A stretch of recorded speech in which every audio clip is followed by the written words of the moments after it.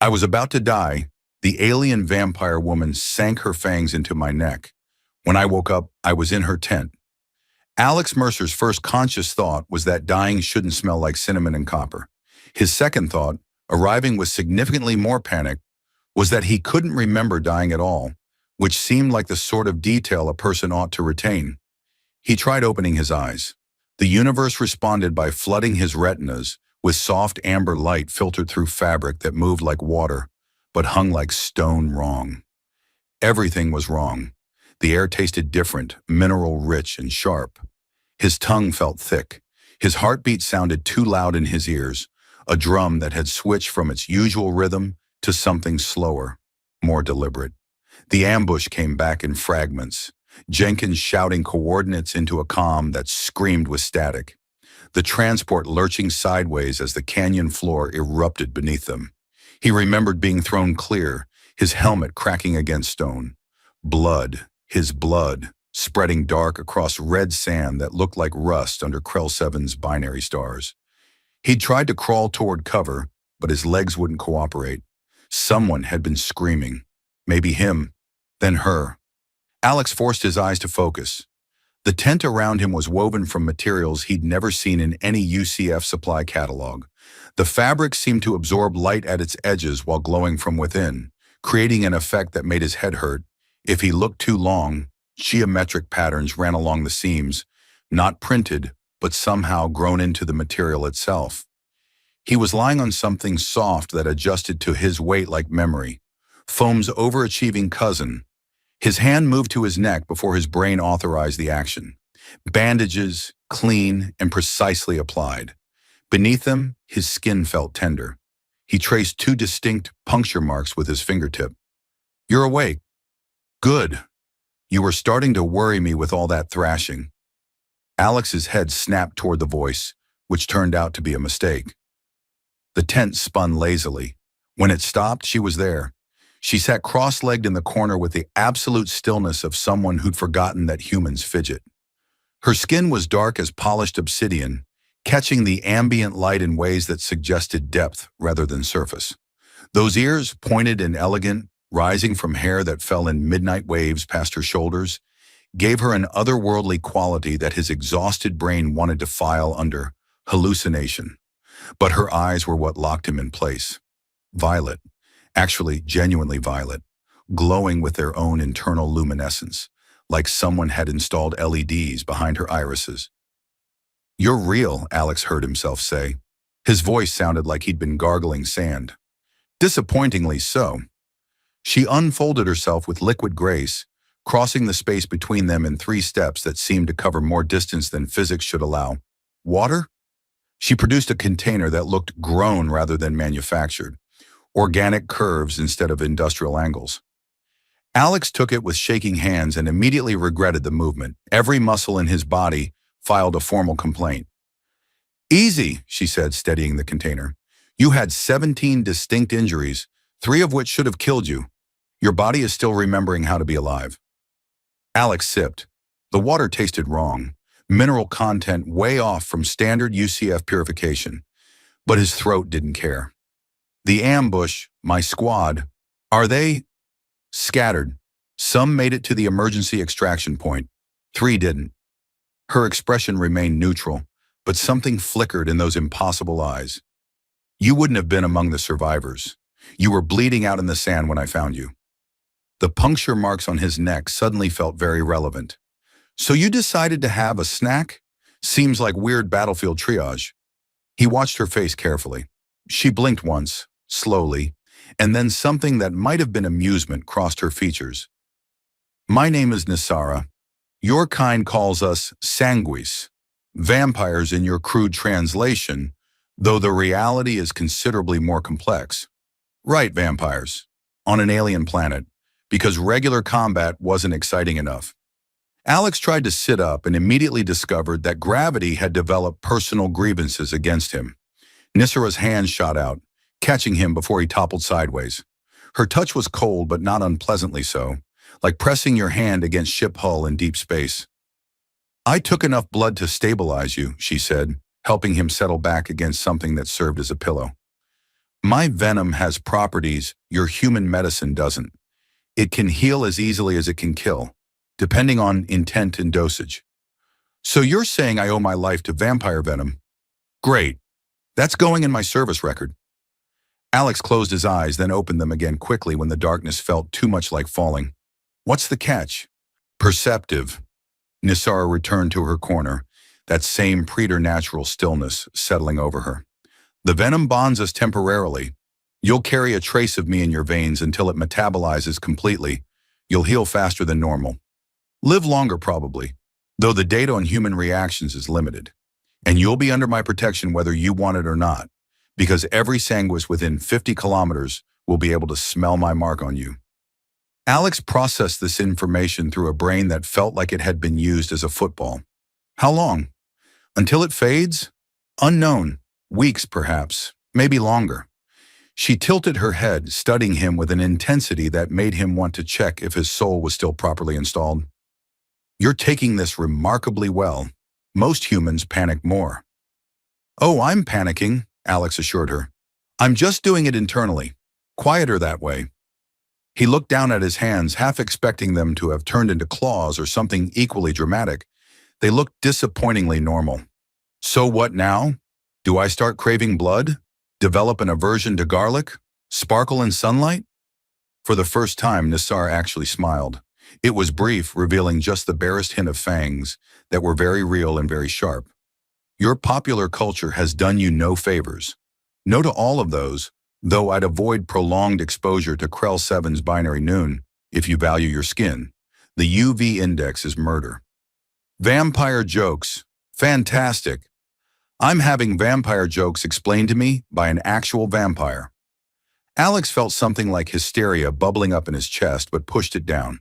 Hysteria seemed unprofessional. Can I at least get a sit rep on where I am? My settlement. 300 kilometers from your forward operating base, hidden in ruins your people haven't discovered yet. She paused, considering. You're safe here, Alex Mercer. But comfortable? That remains to be seen. The way she said his name, like she'd plucked it directly from his thoughts, sent a chill down his spine. Alex decided he had enough energy for one more question before unconsciousness reclaimed him. Why? He asked. Why save me? Nisara's violet eyes caught the light, unreadable. Because your death in that moment would have complicated things, and I've had enough complications lately. It wasn't an answer, not really. But it was all Alex got before exhaustion pulled him back down into sleep that smelled like cinnamon and mysteries he didn't yet understand. Alex woke to the sound of something that might have been wind chimes if wind chimes were designed by aliens with a fundamentally different understanding of musical theory. The sound made his teeth itch in a way he couldn't quite explain. He sat up slowly, pleased to discover that his body had downgraded its complaints from screaming agony to generalized protest. The tent was empty except for him and a collection of objects near the entrance that definitely hadn't been there before. He recognized a water container, something that might have been food wrapped in leaves that looked metallic, and what appeared to be his combat knife, cleaned and placed deliberately where he could reach it. The knife was an interesting choice. Either Nisara trusted him not to stab her, or she was confident he couldn't if he tried. Neither option was particularly comforting. He was examining the food, some kind of dried fruit that smelled like almonds and regret. When the tent flap opened with a whisper of that impossible fabric, Nisara entered, carrying another container. This one's steaming slightly. You're vertical, she observed. That's faster than I expected. The venom must be taking well. I'm a quick healer, always have been. Alex eyed the steaming container. Please tell me that's coffee. It's a stimulant beverage made from roasted kalesh root. Similar effect to your coffee, though the taste is... She paused, searching for words. Aggressively botanical. Alex accepted the container and took a cautious sip. His entire face attempted to file for divorce from his head. That's horrible. That's genuinely one of the worst things I've ever tasted, and I've eaten military rations for 3 years. I did warn you. Nisara settled into her corner with that unnerving grace. Unfortunately, I don't keep human coffee. I don't keep much human anything, actually. You're my first house guest in approximately 40 years. 40 years? Alex took another sip because his body needed the caffeine more than his taste buds needed dignity. How old are you? Rude question, but I'll allow it given the circumstances. Old enough that your great-grandparents weren't born when I established this settlement. She watched him struggle with the beverage with something that might have been amusement. Sangi aged differently. We mature quickly, then plateau for centuries. It makes relating to short-lived species challenging. Short-lived. Wow. I'm going to try not to take that personally. Alex finished the drink through sheer willpower and immediately wished he hadn't. His tongue felt like it had been replaced with sandpaper. So you've been here for decades, just watching us humans stumble around your planet? Krell 7 isn't my planet. My people were refugees here long before yours arrived. Nisara produced a small device from somewhere in her clothing, which Alex now noticed was made from the same light-drinking fabric as the tent, and consulted it briefly. We've been observing, yes. Your united colonial forces decided to establish operations without bothering to scan for indigenous, intelligent life. Standard colonial arrogance. In our defense, the initial surveys didn't show anything. Alex immediately regretted the phrase, "in our defense," but pushed forward anyway. No settlements, no technology signatures, no communication signals. Because we didn't want to be found. Nisara's smile was sharp. We're quite good at not being found when we choose. It's a survival skill when you're a refugee population. Alex set down the empty container, his hands steadier than they'd been yesterday. Refugees from what? That's a longer conversation than you're ready for. She stood, moving to the tent entrance. Can you walk? Your muscles need movement, or they'll atrophy while the venom rewrites your cellular structure. Rewrites my... You know what? I'm going to file that under deal with later because I have a limited panic budget. Alex got to his feet, swayed once, then found his balance. Everything hurt, but it was manageable hurt, the kind you worked through. Lead on, mysterious vampire landlord. Outside, Krell 7's morning was a riot of color that Earth's sky had never managed. The binary stars, one yellow, one orange, created overlapping shadows that turned everything strange.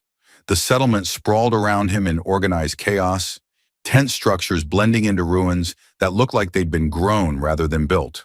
Organic curves merged with geometric precision in ways that made Alex's engineering-trained brain stumble.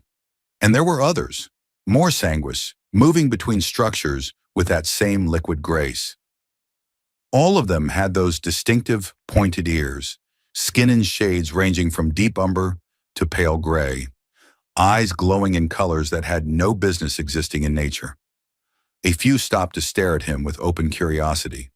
Try not to make eye contact, Nisara murmured. Some of the younger ones have never seen a human up close. You're essentially an exotic pet that learned to talk. That's deeply unsettling, thank you. Alex followed her along a path made from stones that seemed to float slightly above the ground. How many of you are there here? In this settlement? 32, now that you've joined us temporarily. She navigated around a structure that hummed with energy Alex could feel in his bones. Worldwide? Perhaps 10,000. We were more once. Much more. They reached what appeared to be a communal area where several Sangui were engaged in activities Alex couldn't immediately identify. One was working with a device that projected holographic data in 3 dimensions. Another was doing something to a piece of that strange fabric that made it ripple like water. A younger Sanguis, younger by Nisara's standards anyway, though he looked about 20 in human years, practically bounded over to them. His ears were slightly larger than the others, his eyes a bright amber that matched his enthusiastic energy. Is this the human? The one you bonded? Can I ask him questions? Does he know about Earth? Is it true you people eat cooked meat? The words tumbled out so fast Alex barely tracked them. Kieran, Nisara said with the tone of someone who'd had this conversation before. Personal space. Right, sorry, humans need more physical distance than we do. I forgot. Kieran stepped back exactly 1 meter, like he'd measured it. But can I ask questions, please? I've been studying human culture, and I have so many... Yes, this is the human. Yes, he's from Earth. Yes, we eat cooked meat. Alex found himself grinning despite everything. And before you ask, we don't all know each other. Earth has about 12 billion people on it. Kieran's eyes went wide. 12 billion? On one planet? How do you fit? Where do you put all the food waste? What's the noise level like? Badly in landfills mostly and very loud. Alex looked at Nisara. Is he always like this? Worse, usually. I've asked him to dial it back. She placed a hand on Kieran's shoulder. The human needs rest, not an interrogation. I'm Alex, he said to Kieran, and honestly, normal conversation is kind of nice after waking up in a vampire tent. We prefer sanguis, Kieran corrected cheerfully. Vampire has all these weird connotations from your horror media. We're not actually undead or demonic or whatever. We're just a different evolutionary path. Noted. So what's your evolutionary path's deal with blood? Nutritional requirement. Our digestive systems are specialized. Regular food doesn't process correctly. Kieran was practically vibrating with the desire to explain. But it's not like we're mindless predators. We have synthesizers, trade agreements, ethical frameworks. Kieran, Nisara interrupted gently. Breathing room. The young sanguis deflated slightly but was still smiling. Right. Sorry, I'll let you rest. But later, can we talk about Earth music? I've been trying to understand jazz and I think I'm missing something fundamental. Sure, Alex said, surprising himself. I'm not an expert, but I'll try. As Kieran bounced away, Alex turned to Nisara. He seems nice, enthusiastic. He's 70 years old and still thinks everything is exciting. But there was fondness in her voice. Come, you need to see the medical facility. I want to monitor how the venom is integrating. Is integrating a word I should be worried about? Everything here should worry you, Nisara said simply, but worry doesn't change anything, so you might as well walk and worry simultaneously. Alex followed her deeper into the settlement, trying not to think about what integrating meant for his future. By the third day, Alex could walk without feeling like his skeleton was attempting mutiny. Nisara attributed this to the venom's regenerative properties. Alex attributed it to spite and military stubbornness, but kept that opinion to himself. She found him outside his tent, attempting push-ups in Krell 7's slightly higher gravity. He made it to 15 before his arms gave out. You're going to hurt yourself, she said from somewhere above him. That's the plan. Gotta know my limits. Alex rolled onto his back, breathing hard. The binary stars were climbing toward noon, and even through the settlement's environmental shields, he could feel the heat building. Besides, lying around feeling sorry for myself seemed less productive. Most humans I've observed prefer self-pity to exercise. Nisara crouched beside him with that impossible balance. The council has agreed to let you walk the settlement freely. Some wanted you confined, others wanted you gone entirely. I convinced them you were worth the risk. Should I be flattered or terrified? Both, probably. She offered him a hand. Her grip was cool and stronger than it looked. Come, if you're well enough for push-ups, you're well enough to see what you've stumbled into. The settlement looked different in full daylight. The ruins Nisara's people had built around weren't just old. They were ancient in a way that made Earth's archaeological sites feel like recent construction. Structures rose from the red sand like frozen waves, their surfaces covered in patterns that might have been writing or decoration or circuit diagrams, maybe all three. What is this place? Alex touched a wall and felt a faint vibration under his palm, like the stone was purring. A city, once before the collapse. Nisara kept walking, expecting him to follow. The Sanguis had an empire spanning 40 systems. Then something happened. Accounts vary, records were lost, and the network fell. Worlds were cut off, populations stranded. Krell 7 was one of the forgotten places. How long ago? 800 years, give or take a decade. She said it like discussing last week's weather. We've been rebuilding ever since, but it's slow work when you've lost most of your technology base and 3/4 of your population. They passed through an archway that shimmered with energy. Alex felt it crawl across his skin, like static electricity. On the other side, the settlement opened into something that looked like a marketplace. Sanguis were trading goods, working on devices, engaged in conversations that stopped when they noticed him. The stares were intense, not hostile exactly, but measuring, calculating. Alex felt like a specimen under glass. Ignore them, Nisara murmured. Curiosity, not malice. Most have never been this close to a human. Great, I'm the zoo exhibit. Alex nodded politely to a sanguis woman whose silver eyes tracked him like targeting sensors. Do I wave? Is waving appropriate? Probably not. We don't have an equivalent gesture. But Nisara's lips twitched. Just keep walking and try not to trip. They're already questioning my judgment. They reached a structure larger than the others, its entrance guarded by two sanguis who looked considerably less friendly than Kieran. One had scars across his face that looked like they'd been made by something with very large claws. The other had mechanical augmentation visible along her jaw, sleek metal fused with living tissue. Nisara, the scarred one said. His voice sounded like gravel in a blender. You bring the human here? He needs to understand what we protect, Vex. The council agreed. Council agreed you could keep your pet. Didn't say anything about showing him the archives. But Vex stepped aside, though his expression suggested he'd prefer to do the opposite. Inside, Alex's breath caught.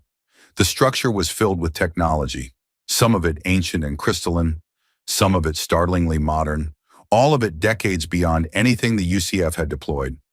Holographic displays floated in the air, showing star charts, tactical data, and information streams in languages he couldn't read. A central hub pulsed with light that synchronized with his heartbeat in a way that was definitely not coincidental. This is why we stay hidden, Nisara said quietly.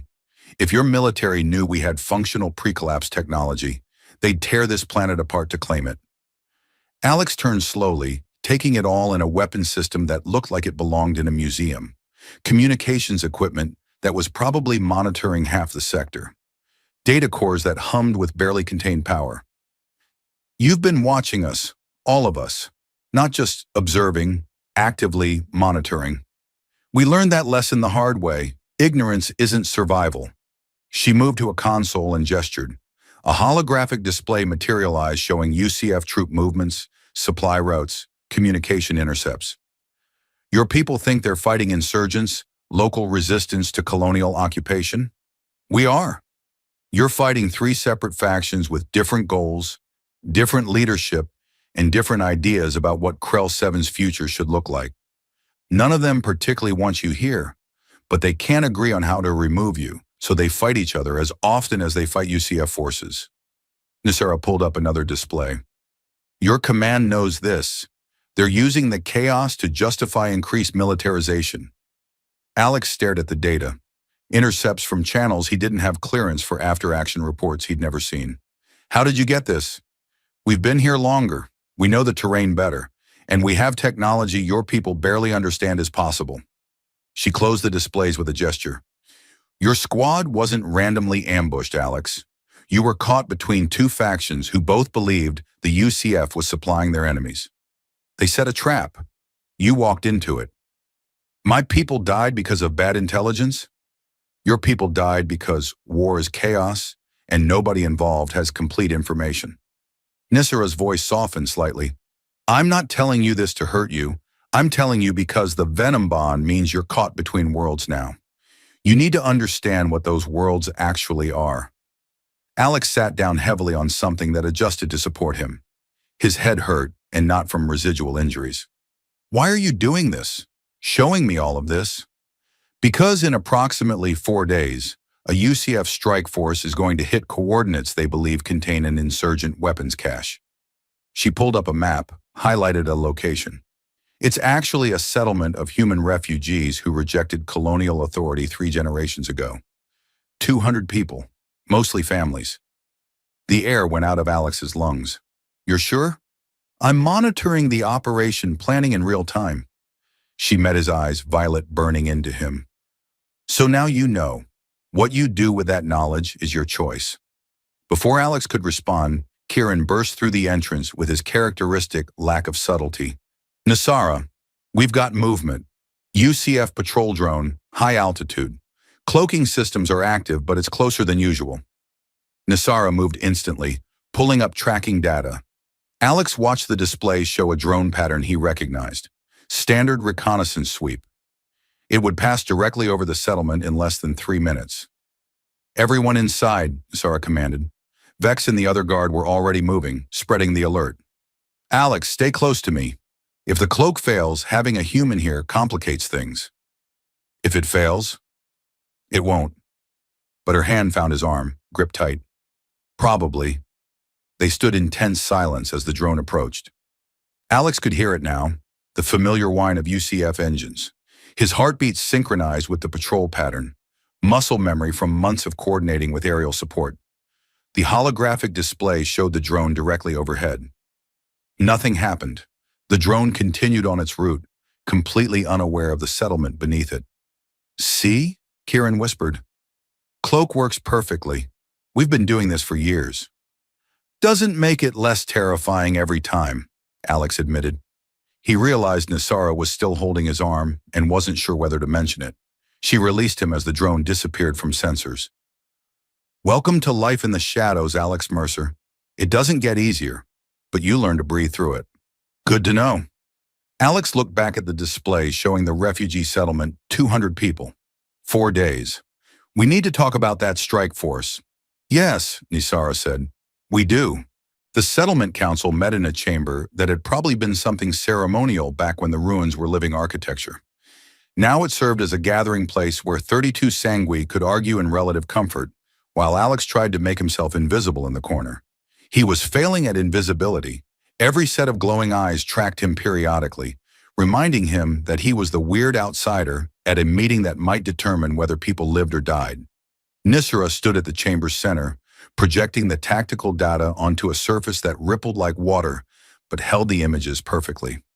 The refugee settlement glowed in amber, the planned UCF strike route traced in red. "The operation launches in 3 days," she said, her voice carrying authority that made Alex understand how she'd survived 800 years of chaos.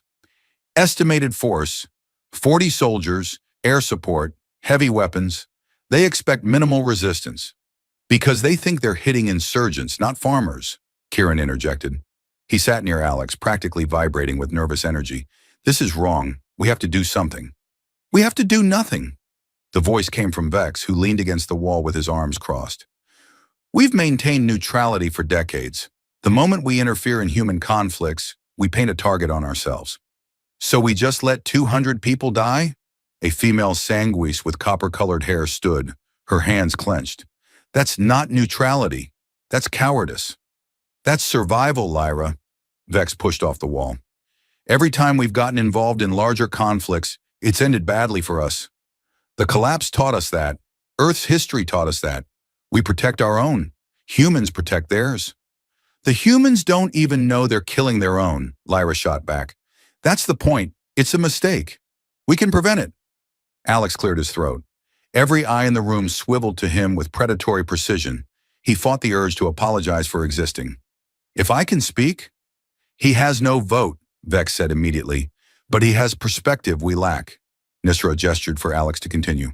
"Go ahead."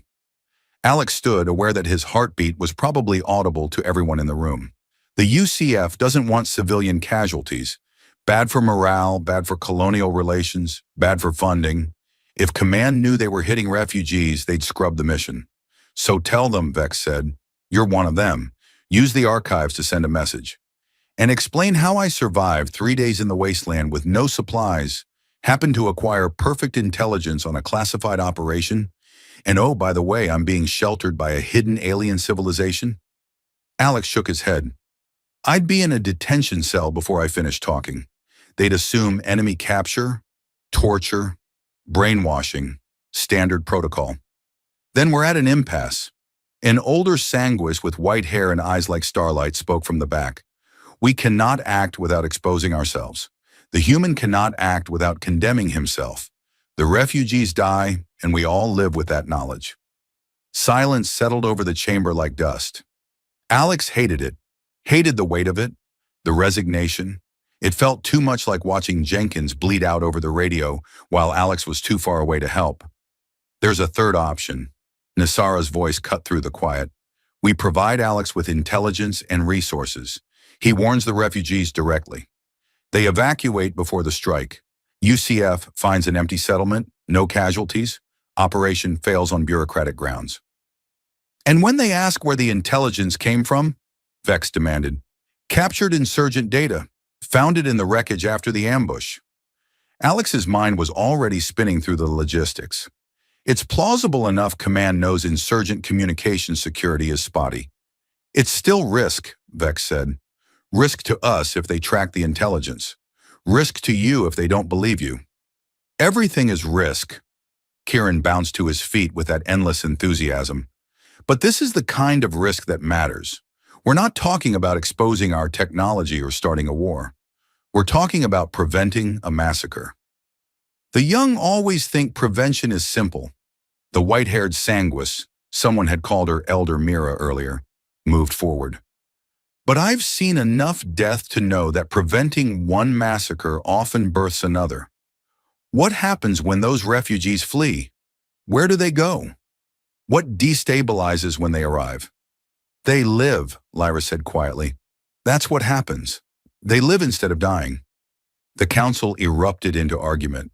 Voices overlapped in multiple languages. Some he recognized as human tongues, others that sounded like music played backward through water. Alex caught fragments. Debates about precedent, about exposure, about the moral calculus of intervention versus the practical necessities of survival. Nisura let them argue.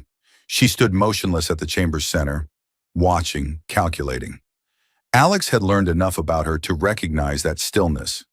She was thinking through scenarios, running probability chains, planning for contingencies he couldn't imagine. Finally, she raised one hand. The chamber fell silent instantly. "We vote," she said. "But first I invoke Elder's privilege.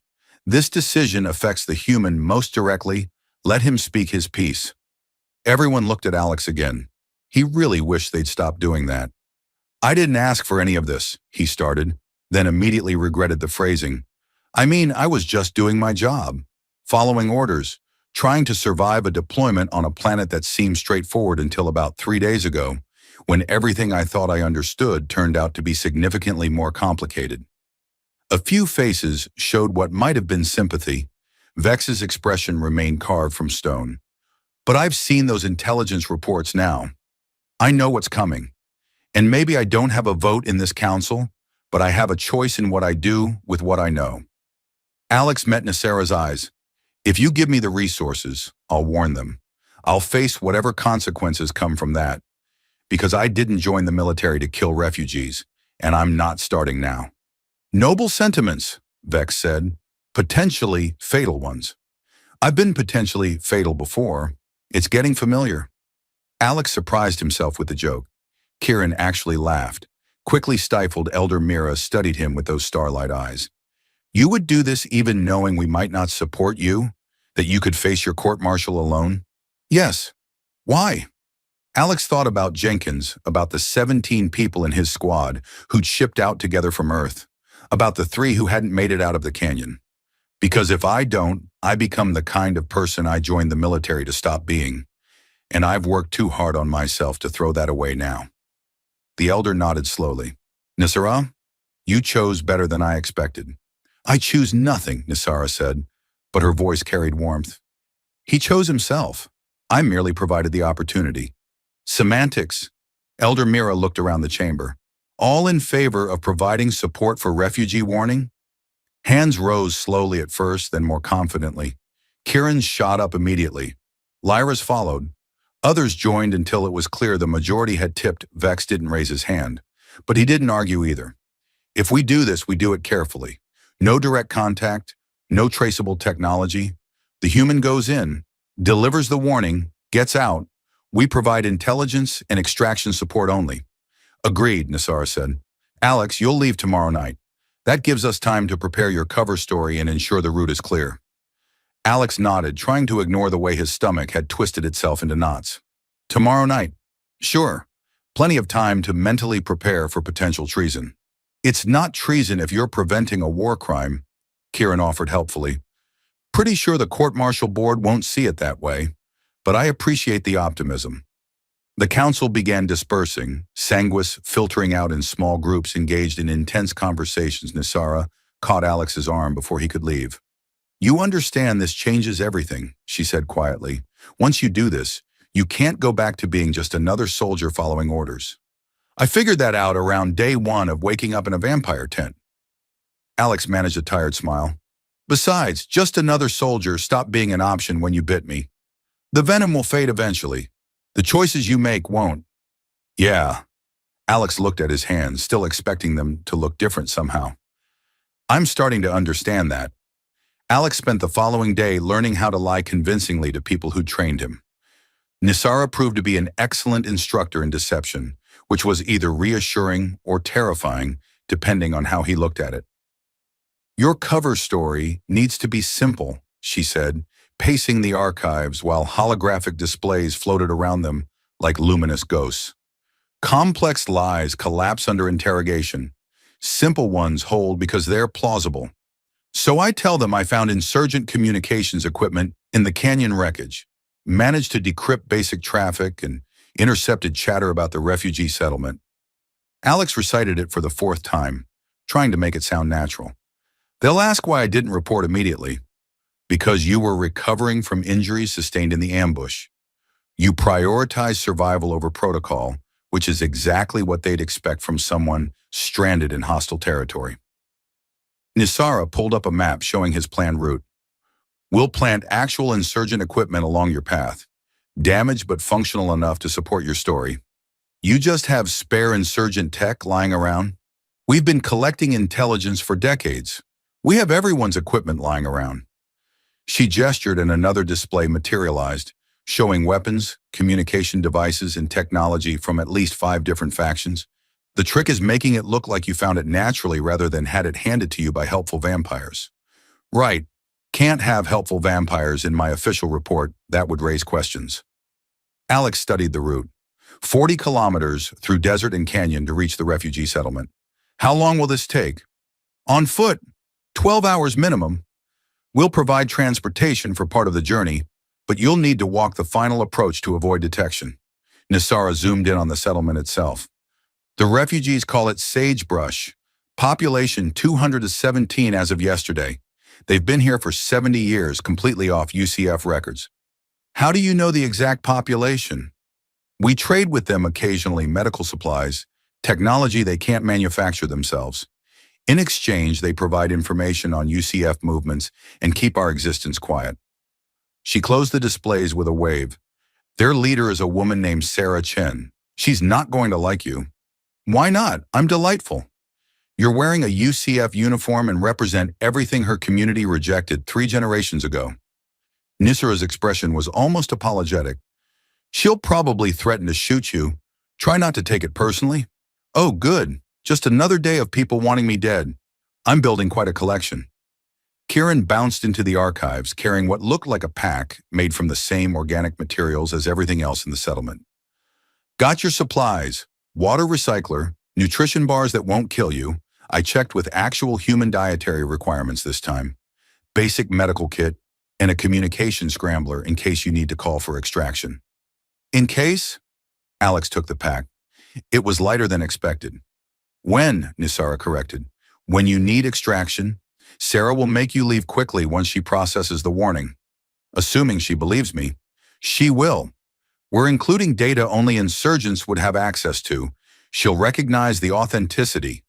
Nisara pulled up one more display, this one showing real-time UCF communications. The strike force is assembling now. 43 soldiers, 4 armored transports, air support standing by. They launch at dawn the day after tomorrow. Alex felt the weight of it settle on his shoulders, 43 of his fellow soldiers following orders that would make them killers of civilians. And he was about to become the person who undermined their mission. My career is extremely over, isn't it? Probably, Kieran said cheerfully. But you'll have done the right thing, and that's worth something. The right thing doesn't pay my student loans, but I appreciate the sentiment. Alex adjusted the pack straps. When do I leave? Sundown, 3 hours. Nisara moved closer, studying him with that unnerving intensity. You're certain about this? Once you leave, there's no neutral ground. You'll have chosen a side. I chose a side when I decided not to let 200 people die because of bad intelligence. Alex met her violet eyes. Besides, you already told me I can't go back to being just another soldier. Might as well commit to the new path. The venom makes you braver, Nisara said quietly. More confident, it's a side effect. but the choices are still yours. Good to know I can blame alien vampire venom for my life decisions. That'll make the court-martial interesting. Lyra appeared in the doorway, her copper hair catching the light from the displays. Nisera, we have a problem. UCF Patrol just changed their pattern. They're sweeping closer to our perimeter. Nisera moved instantly, pulling up tracking data. Alex watched the patrol route shift, tightening around the settlement's location. They're not searching for us specifically. It looks like general reconnaissance expansion. Or someone reported anomalies in the area.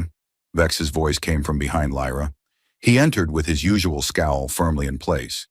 Could be the drone yesterday picked up something after all. The cloak held. We verified. But Nisara's expression had gone cold and calculating. Pull up the last 3 days of UCF communications. Search for any mentions of sensor anomalies or unexplained readings. Data streamed across the displays faster than Alex could process. Nisara's eyes tracked it all, her mind working through information like a computer processing code. Finally, she stopped on one transmission, highlighted it, played it back. Forward reconnaissance reports thermal inconsistencies in Sector 7 Gamma. Recommend expanded patrol patterns to investigate.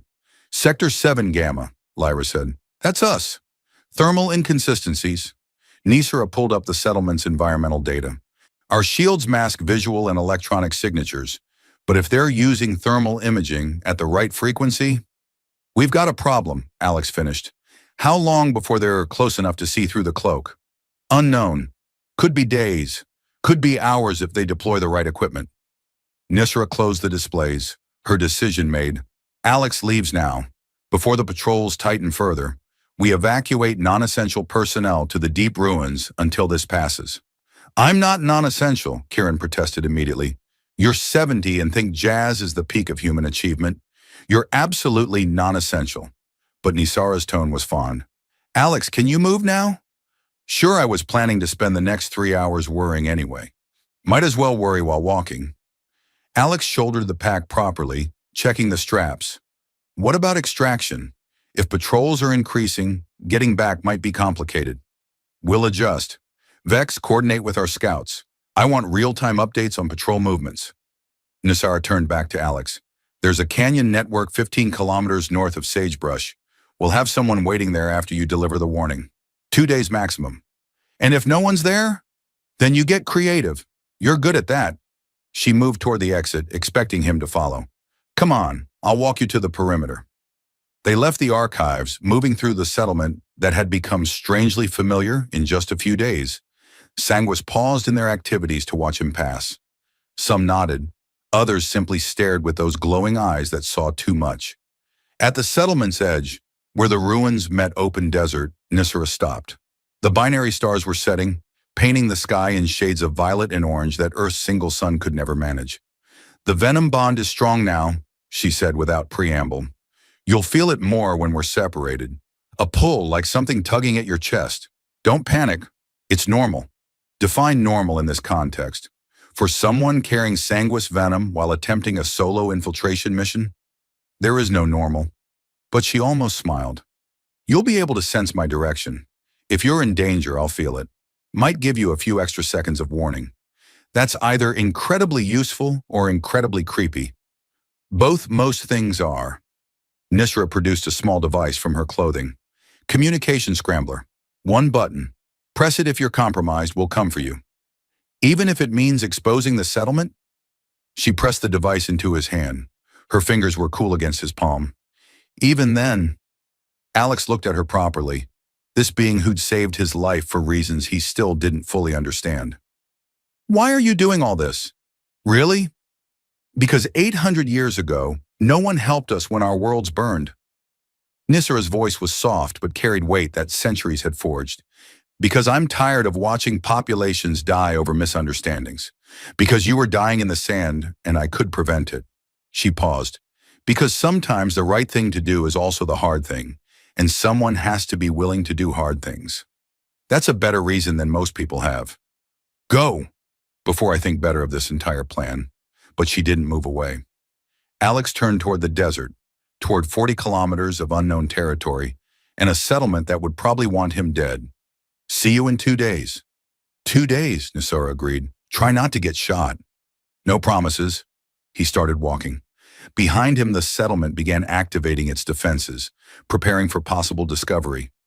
Ahead, the desert stretched endlessly under alien stars, and somewhere in the distance, 200 people had no idea that their execution had been scheduled and then canceled by a soldier who'd been bitten by a vampire and decided treason was preferable to murder. Alex laughed quietly to himself. His recruitment officer had definitely not mentioned this possibility during the enlistment pitch. The desert walked by slowly, each step marking distance between Alex and the only thing resembling safety he'd found since the ambush. The venom bond pulled at his chest exactly like Nassar had warned, a constant awareness of direction and distance that his brain kept trying to interpret as homesickness. He'd made it 6 kilometers when the feeling sharpened suddenly into something like alarm. Alex dropped behind a rock formation without thinking, military instinct overriding confusion. 30 seconds later, a UCF patrol skimmer passed overhead, close enough that he could see the pilot's face through the cockpit glass. The thermal scanners swept across his position, and Alex held his breath, remembering that Nassara had given him gear designed to scatter heat signatures. The skimmer continued without slowing. Alex counted to 60 before moving again. By the time Krell 7's binary stars climbed toward their murderous noon position, he'd covered 20 kilometers and discovered that vampire venom didn't actually prevent blisters. His feet were filing formal complaints, but the refugee settlement was close now. He could see structures in the distance, low buildings built into the canyon walls like they were trying to hide from orbital surveillance smart. Sarah Chen's people had clearly learned how to survive off the grid.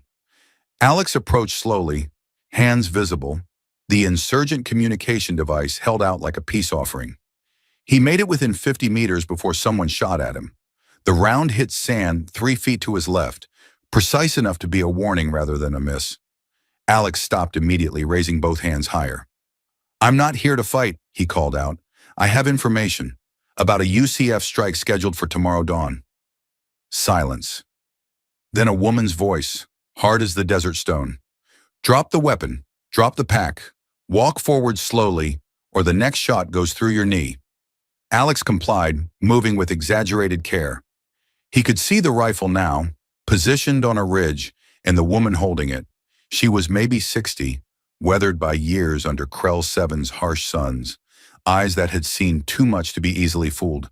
"Stop there. State your name and unit." "Scout Corporal Alex Mercer, 2nd Reconnaissance, UCF Forward Operations." He kept his hands up. "I know how this looks, but if you're Sarah Chen, I need 2 minutes of your time before you decide to shoot me." "How do you know my name?" "Sources ones that want you to live." Alex gestured toward the pack he dropped. "There's intelligence in there. Intercepted communications showing UCF planning a strike on this location. 40-plus soldiers, heavy weapons, air support. They think this is an insurgent weapons cache." Sarah descended from her position with the fluid movement of someone who'd been climbing canyon walls for decades. 2 other armed figures materialized from concealment, covering Alex from different angles. She was shorter than he expected, compact and efficient, with gray hair pulled back and a face that could have been carved from the surrounding stone. She picked up the pack, rifled through it, found the communication device. Her expression shifted as she activated it, scrolling through the captured data. "This is real," she said finally. Not a question. "Yes, your settlement is designated Target Gamma in their operational planning. Strike launches at dawn tomorrow. By noon, this place will be rubble." "And you're telling us this why? Sudden attack of conscience?" But Sarah's rifle had lowered slightly. "Something like that, combined with not wanting to be part of a massacre." Alex lowered his hands slowly. "Your people rejected UCF authority. Fine, that's your choice. But dying because some intelligence analyst made a mistake isn't a choice anyone should have to make." Sarah studied him with those hard eyes. "You're the one from the canyon ambush, the one who disappeared. Your command's been searching for you." "How do you know that?" "Because we're not isolated idiots living in ignorance. We monitor UCF communications constantly." She gestured and one of the other guards approached, a young man who couldn't be older than 20. "Thomas, verify this data. Check it against our intercepts." You've been monitoring them too? Alex felt something like relief mixed with exasperation. Does everyone on this planet have better intelligence than the actual military? Yes, Sarah said simply, because we have to.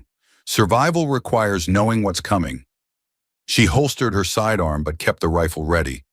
How did you survive the ambush? This was the moment Alex had been dreading. The lie felt heavy on his tongue, made worse by the fact that Sarah clearly wasn't someone who missed deception. Found shelter in some ruins, old structures with enough intact walls to provide cover. Managed to scavenge equipment from the wreckage. For 3 days in the deep desert with no supplies. Sarah's tone made it clear she didn't believe him. You're either the luckiest soldier alive or the worst liar I've met this year. Can it be both? Commander, Thomas called out, still examining the device. This data is authentic. Encryption matches current UCF military protocols. The operation is real. Sarah's expression shifted from skepticism to calculation. How long do we have? Strike launches at dawn. You've got maybe 18 hours to evacuate. Alex felt the urgency pressing against his ribs. They'll hit at first light when they expect minimum resistance. If you're still here, people die. Where do we go? We've been here for 70 years. This is home. Anywhere that isn't here. Deep desert, different canyon system, doesn't matter as long as you're not at these coordinates when the bombs drop. Sarah turned away, her jaw tight. Alex could see the weight of the decision crushing down on her shoulders. 70 years of history, generations who'd known no other home. All of it about to be abandoned because of a military mistake. We'll need transport, she said finally. Equipment, supplies. You can't evacuate 200 people on foot in 18 hours. I don't have that. I barely have what I'm wearing. Alex felt helpless, inadequate. I can only give you the warning. Then it's barely enough. But Sarah's rifle was fully lowered now. She keyed a communication device on her wrist. Council, emergency gathering, evacuation protocols. We're moving everyone out before dawn. The settlement exploded into controlled chaos. People emerged from buildings, questions filling the air. Sarah's authority cut through the confusion like a blade, directing, organizing, prioritizing. Alex watched from the edge, aware that his presence was generating hostile stares. A teenage girl approached him, all sharp angles and suspicion. You're the UCF soldier who warned us? Yes. Why? It was the same question everyone kept asking, and Alex still didn't have a better answer, because the alternative was worse. She studied him for a long moment, then spat at his feet and walked away. Alex couldn't blame her. Sarah returned as the evacuation preparations accelerated. We'll be gone before dawn, scattered to 3 different locations until we can confirm the strike happened and the UCF moves on. Good, that's good. Alex felt the exhaustion catching up now, adrenaline wearing off. I should go. Longer I'm here, more complicated it gets. You saved 217 lives today. Sarah's voice was rough. I don't like you.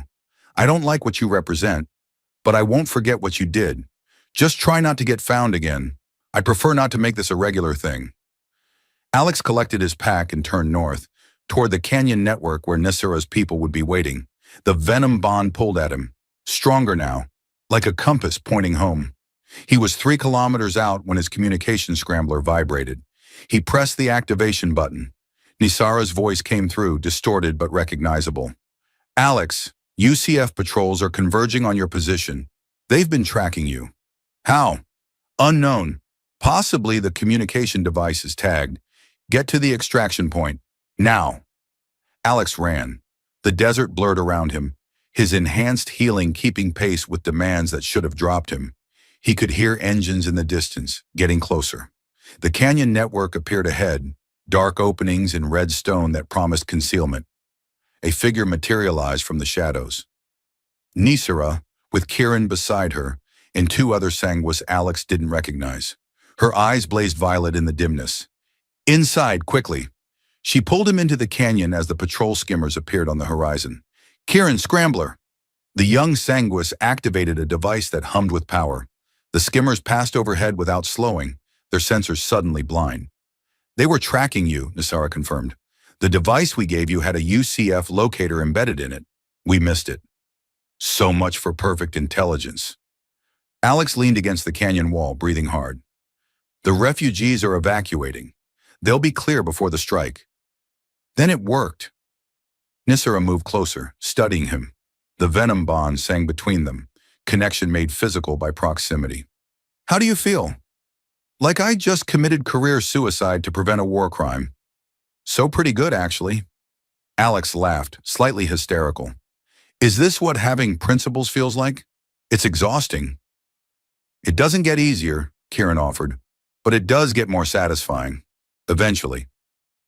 They moved deeper into the canyon network, into passages that predated human colonization. Behind them, the patrol skimmers continued their search pattern, unaware that their target had vanished into ruins older than their civilization. Nisara led them to a chamber where supplies waited. Water, food, medical equipment. You'll stay here tonight. Tomorrow after the strike, we'll assess what comes next. Court-martial, probably. Detention. Possibly treason charges, depending on how creative they're feeling. Alex sat heavily, letting the pack slide off his shoulders. My command is going to have questions I can't answer. Then don't go back. The words hung in the air between them. Alex looked up, meeting those violet eyes. What? Don't go back. Stay with us. The venom bond is permanent now. Too much time, too much integration. You're not fully human anymore, Alex. Your cellular structure has been rewritten. You'll live longer, heal faster. Your command would study you like a specimen. Nisara crouched beside him. Or you stay here. Learn our ways. Help us navigate the human presence on Krell 7. Be something new. You're offering me asylum with vampires in ancient ruins, while the military I served hunts me for treason. Alex felt a smile pulling at his lips despite everything. That's the worst recruitment pitch I've ever heard. But you're considering it. He was. The bond pulled at him, warm and certain. The settlement felt more like home than any UCF barracks ever had. And the person he'd been before the ambush, that soldier who followed orders without question, felt like someone else's memory now. Yeah, Alex said quietly, I'm considering it. Nisara's smile was small but genuine. Good, because we could use someone who understands both worlds. Someone willing to do hard things because they're right things. I'm still going to make terrible jokes about vampires. I'm counting on it. Above them, Krell 7's binary stars set in their alien pattern, painting the canyon in shades of violet and amber. Somewhere in the desert, 200 refugees fled towards safety. They'd never know was preserved by a soldier who'd been bitten by a vampire and decided conscience mattered more than orders. Alex leaned back against ancient stone and felt the venom bond settle into something like peace. He wasn't the person who climbed into that transport 3 days ago. That person had died in the canyon, bleeding into red sand. This person, the one who'd woken in a tent smelling of cinnamon and mysteries, was something new, something better. So what now? Kieran asked, his enthusiasm undimmed by everything. Alex looked at Nisara, at the ruins around them, at the strange new life stretching ahead. Now we figure out what comes next. Together. Together, Nisara agreed. And in the darkness of the canyon, surrounded by echoes of civilizations that had risen and fallen while Earth was still young, Alex Mercer found something he hadn't expected to find in a war zone on an alien planet. He found home. The end.